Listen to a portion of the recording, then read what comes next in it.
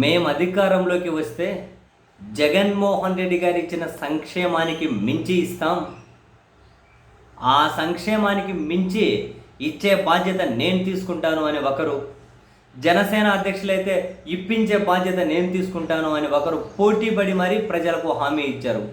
Super 6 అని manifesto, ఇంకా 140కి పైగా హామీలతో ఒక మేనిఫెస్టో అనేది ప్రకటించారు.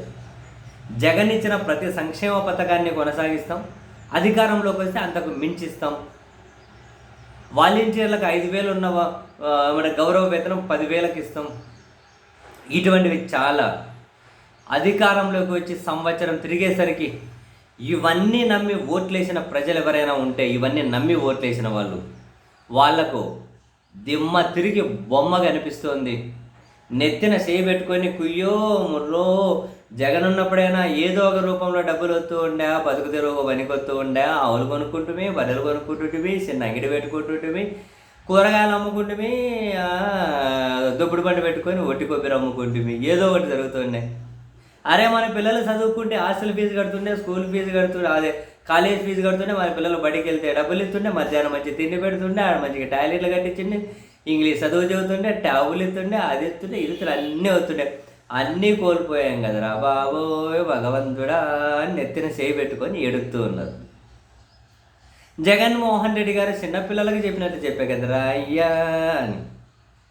జగన్మోహన్ రెడ్డి గారు ఎన్నికల ప్రచార సభల్లో ఒక చేత్తో వైసీపీ మేనిఫెస్టో, మరొక చేత్తో ఈ కూటమి మేనిఫెస్టో, చంద్రబాబు గారి నేతృత్వంలో కూటమి మేనిఫెస్టో రెండూ పట్టుకున్నారు. 2014 మేనిఫెస్టో కూడా పట్టుకున్నారు అప్పుడు చంద్రబాబు గారు. అదిగో 14లో ఏం చెప్పారు, 19కి వచ్చేసరికి మొత్తం ఎట్లా కొట్టేశారు. అదిగో ఇప్పుడు ఏం చెబుతున్నారు, అవన్నీ ఇవ్వరు. ఇది బోరు కొట్టినా కూడా జనాలకు చెబుతూ వచ్చారు. వైసీపీ అభిమానులు ఒకనొక శైలిలో బోరు కొడుతుంది, మనం వాళ్ళ మేనిఫెస్టో ప్రచారం చేస్తున్నాం, ఆపేయండి అని కూడా జగన్ గారికి చెప్పారు. అయినా కూడా ప్రజలు మోసపోతారు అని చెప్పి ఆ మేనిఫెస్టో పట్టుకొని తిరిగింది టీడీపీ మేనిఫెస్టో. అండ్ ఇలా ఒక పెన్ను పేపర్ పట్టుకొని పవర్ పాయింట్ ప్రజెంటేషన్ పట్టుకొని చెప్పాడు, అదిగో చంద్రబాబు గారు ఇచ్చిన మేనిఫెస్టో సూపర్ 6 అమలు అంటే ఎంత అవుతుంది, ఎంతమంది విద్యార్థులు ఉన్నారు, ఎంత అవుతుంది. సో ఇవి ఇవ్వరు, నిరుద్యోగ వృత్తి ఇవ్వరు, 18 ఏళ్ళు నిండిన ప్రతి మహిళకు నెలకు 1,500 ఇవ్వరు, తల్లికి వందనం ఇవ్వరు, అంతా ఇవ్వరు, ఇవేవి ఇవ్వరు, మీరు మోసపోతారు, ఇవ్వడం సాధ్యం కాదు.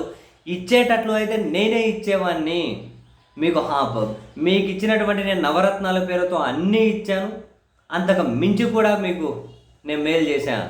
ఇప్పుడు ఈయన ఇవ్వలేరు, నా మాట నమ్మండి, మీరు మోసపోతారు అని శిలక్క చెప్పినట్లు చెప్పారంటారు మా ఊర్లలో. సో శిలక్క చెప్పినట్లు చెప్పారు. అయినా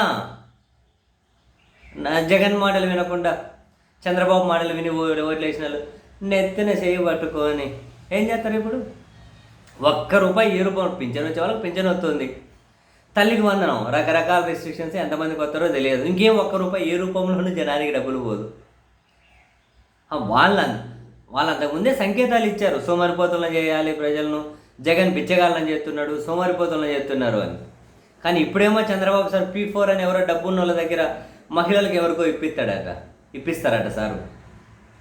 ప్రభుత్వం ఇస్తే సోమరిపోతులను చేసినట్లు, ఎవరో డబ్బున్న వాళ్ళతోటి మహిళల కంటే ఇప్పిస్తారంటే ఎవరికి ఇప్పిస్తారు? అదేమన్నా సాధ్యమవుతుందండి కామెడీ కాకపోతే? శిలక్కకి చెప్పినట్లు చెప్పా ఏది శిలక్క చెప్పినట్లు చెబితే ఏది ఇప్పుడు అర్థమవుతూ ఉంటాయి. కానీ ఆకులు చేతులు కాలిపోయిన తర్వాత ఆకులు పట్టుకుంటే అప్పటికే తోలుగాని ఊడొచ్చి బొబ్బలు వచ్చి చేతులంతా కాలిపోయి ఉంటాయి. ఎవరేం చేసేది ఉంది? మొత్తం అంతేలే, అమరావతిని చూపెడుతూ ఉంటారు.